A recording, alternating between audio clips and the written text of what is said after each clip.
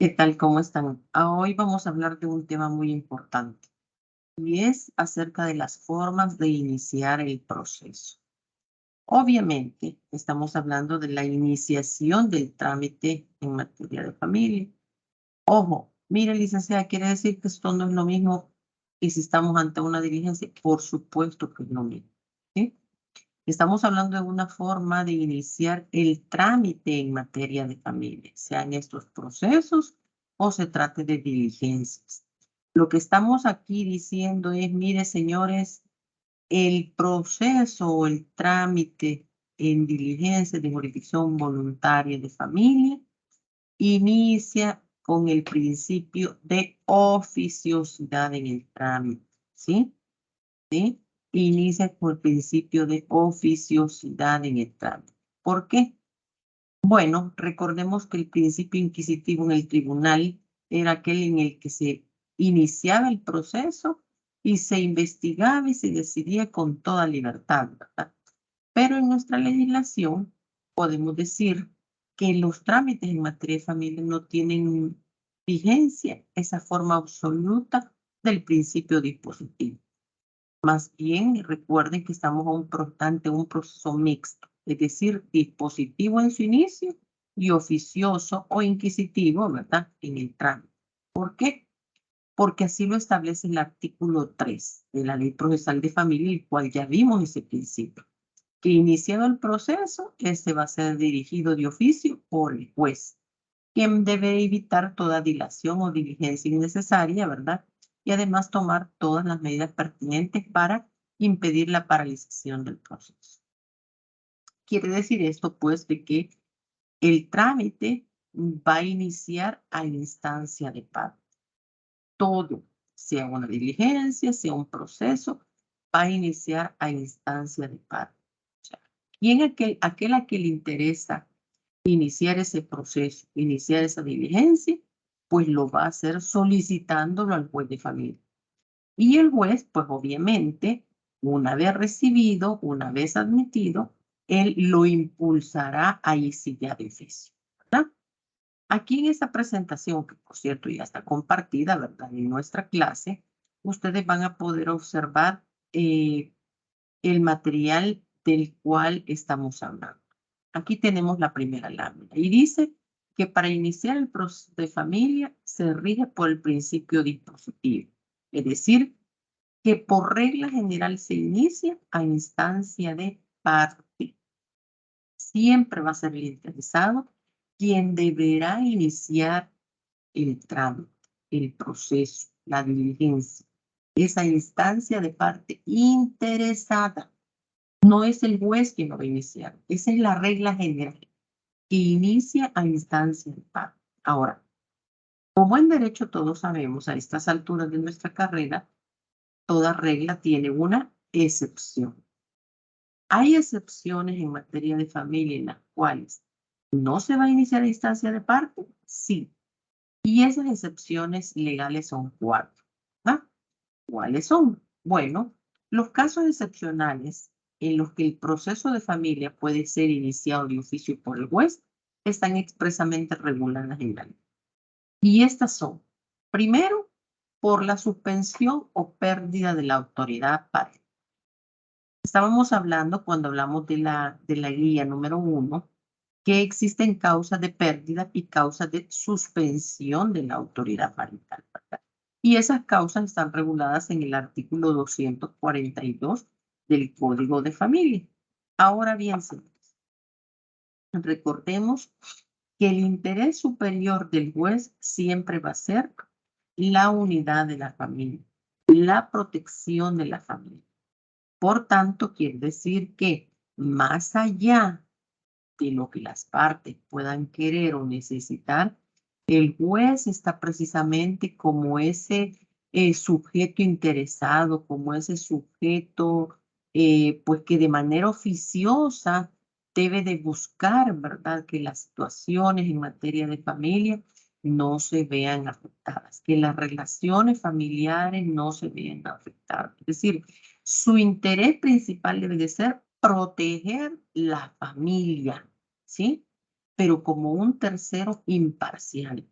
Es por eso que el juez sí puede intervenir, y no solamente intervenir, sino iniciar el proceso de pérdida o de suspensión en aquellos casos en los que él observe que se esté violentando, ¿verdad?, el interés superior de ese niño o niña. Porque aquí estamos hablando que si estamos ante una causa de pérdida o suspensión de la autoridad parental es porque se trata de un menor o un incapaz a quien se le ha prorrogado el ejercicio de la autoridad en razón de su condición. Entonces, el juez debe de velar primero por el interés superior de la familia y luego el interés superior de los niños, niñas o adolescentes. Cuando el juez está ante esos casos, ¿verdad?, ante el conocimiento que él tiene directa o indirectamente de situaciones en las que se estén vulnerando derechos de niñez y adolescencia, el juez puede iniciar de oficio esa suspensión o pérdida. 2. La nulidad absoluta del matrimonio. Esta debe decretarse de oficio, dice, cuando aparezca de manifiesto dentro de un proceso, ¿verdad? ¿De qué estamos hablando aquí, señores? Bueno, si se recuerdan cuando ustedes cursaron Derecho de Familia, ¿verdad? Allá por el artículo 90, les hablaban de las causas de nulidad del matrimonio. Y el artículo 90 expresamente nos habla de las causas de nulidad absoluta, ¿sí?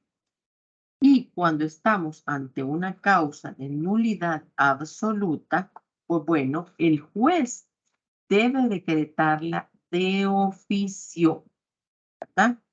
De oficio, pero siempre y cuando aparezca de manifiesto dentro del proceso. Es decir, la nulidad, tal como lo establece el artículo 91 del Código de Familia, ¿verdad?, puede ser reclamada por los contrayentes, por el procurador o por el fiscal general de la República o cualquier otra persona interesada. Así dice el artículo 91. Pero cuando inicia ese mismo artículo, nos dice, artículo 91, la nulidad absoluta del matrimonio deberá decretarse de oficio por el juez cuando aparezca de manifiesto dentro de un proceso. Ah, ahí está. Entonces, no es porque el juez quiera, sino porque la ley le impone y la ley expresamente regula esas situaciones en las que el juez podrá iniciar de oficio una causa, un motivo, perdón, de nulidad. La tercera, pues obviamente dice los nombramientos de tutor al menor o incapacitado que no lo tenga cuando el juez tuviere conocimiento del hecho por cualquier medio, ¿verdad? Igual, estamos nosotros en materia siempre de familia. Y cuando hablamos de la tutela, recuérdense de que la tutela está regulada allá, ¿verdad?, a partir del artículo 272. Y la tutela no es otra cosa más que un cargo que se le impone a ciertas personas a favor de menores o incapaces. ¿Con cuál único fin? Con el fin de protegerlos, cuidarlos y representarlos legalmente. Las personas que ejercen la tutela, pues obviamente están obligados a ejercerla de manera directa. Es decir, no pueden decir, no, yo no quiero, ¿verdad? Sí, si han sido nombrados tutores, pues ellos tendrán que justificar los casos en los que no podrán asumir dicha tutela. Y tal como hablamos hace unos momentos en la resolución de la guía, hay 3 clases de tutela. La tutela testamentaria, la tutela legítima y la tutela dativa. Entonces, como hemos dicho, la idea de la tutela es una figura de protección, de ayuda, de apoyo, de representación, de cuidados de los menores o incapaces. Entonces, cuando un juez tiene conocimiento, ¿verdad?, de que un menor o incapacitado no tiene tutela, pues él puede intervenir de oficio. ¿Para qué? Para que se decrete la tutela a favor de este menor o incapaz. Porque su único interés, el principal interés debe ser el interés superior de ese niño, niña o adolescente.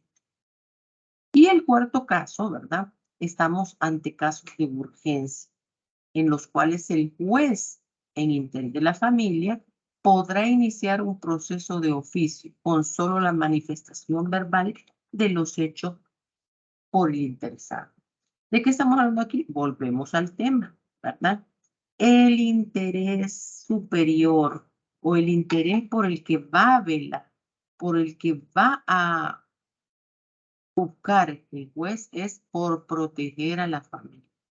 Su rol, ¿verdad? Su papel es de un funcionario judicial que debe de estar atento, ¿verdad? Para que sus actuaciones siempre sean con un deber de imparcialidad, que le permitan a él ejercer esa jurisdicción, ¿verdad? Con total independencia, pero siempre como un sujeto activo, no como un simple espectador. Y que si en este caso es necesario impulsarlo de oficio, pues debe de hacerlo, ¿verdad? Porque además él no puede permitir que en ningún caso el proceso se estanque o se paralice. Aquí estamos hablando entonces de que siempre, siempre, ¿verdad? No olvidemos eso. Por regla general, el proceso y el trámite de familia se va a iniciar a instancia de parte, pero que única y exclusivamente, ¿verdad? En estas 4 situaciones excepcionales es que se podrá dar, ¿verdad? Eh, a conocimiento o de oficio, perdón, por el juez. Y esto lo encontramos pues en el artículo 3, en el literal A, el cual dice que el proceso se inicia a instancia de parte, salvo las excepciones legales, que son estas 4 que hemos estado viendo, ¿verdad? Y las partes, dice, podrán ofrecer dentro de las pruebas, presentar alegatos y disponer de sus derechos, excepto cuando estos fueren irrenunciables. Una vez, eso sí, ¿verdad? Una vez iniciado el proceso, es decir, si ya lo inició la parte interesada, que yo ya lo inicié, presenté mi demanda, ¿verdad? A partir de ahí, entonces sí, el proceso va a ser impulsado de oficio, pero ahí no es necesario que las partes le estén recordando, le estén pidiendo, no. El juez sabe cuál es su función. Y él una vez iniciado el trámite, se convierte en el director de ese proceso. Y tal como decía ese artículo 3, él debe evitar toda dilación o diligencia innecesaria, porque para eso, como director, él va a tomar todas las medidas pertinentes para impedir la paralización del trámite. Con esto, pues obviamente el juez garantiza el principio de celeridad procesal. Él, ya decíamos que como director del proceso, pues tiene atribuciones que son únicas que le corresponden a él. No olvidemos que los trámites y los conflictos que pueden verse en materia de familia, pues por su naturaleza son bastante delicados. Aquí estamos hablando de conflictos entre personas que pertenecen a un mismo núcleo familiar, ¿verdad? Y que por tanto, él como juez tiene que estar dotado de ciertas características particulares, ¿verdad? Que le permitan no solamente resolver conforme a las necesidades de las partes, sino conforme a derecho. Es decir, el juez de familia tiene que ser una persona conocedora de la realidad, con alta sensibilidad humana. No olvidemos los temas tan delicados, insisto, que tratan en materia de familia. Debe de saber escuchar. Aquí todos tienen voz. Hasta los niños y las niñas y los adolescentes pueden tener voz, porque la ley permite que sean escuchados por el juez. Tiene que convertirse él en un buen conciliador dentro del trámite, ¿verdad? Por supuesto, tener empatía, obviamente sin que esto le resulte una imparcialidad, pero no puede deshacerse de ese lado humano que él tiene que tener. Pues obviamente por ser temas delicados, tiene que ser una persona equilibrada, ¿verdad? Que no se desquebraje o se quiebre ante situaciones que puedan plantearse o presentarse dentro de su conocimiento. Pero a la hora, eso sí, de juzgar, debe despojarse de cualquier prejuicio que lo inhiba, que lo limite a él a resolver conforme lo más conveniente para la familia, para sus miembros. Por ende, debe de ser un sujeto conocedor y respetuoso de los derechos humanos, ¿verdad? Todo esto le permitirá al juez cumplir con ese rol de un director del proceso, de esa persona que una vez iniciada instancia de parte el trámite, él pueda dar toda la posibilidad de impulsarlo sin necesidad, pues, que las partes estén exigiéndole, ¿verdad? El cumplimiento de los plazos, el cumplimiento de sus derechos, la exigencia de cualquier otra necesidad que para ellos como partes interesadas, pues son quienes mejor conocen y quienes más están siendo afectados de esa condición. Entonces, señores, no se nos olvide, por favor, el proceso o la diligencia en materia de familia se da a instancia de parte. A instancia de parte inician los procesos o las diligencias de familia. Y solo en las 4 situaciones excepcionales que hemos visto en esta clase es que el juez podrá impulsarlo de oficio, pero no hay más. Esas 4 son las únicas excepciones legales. Gracias por escuchar esta clase. Espero que quede claro ahora el material y la presentación que les compartí. Y cualquier duda, pues estoy siempre a sus órdenes.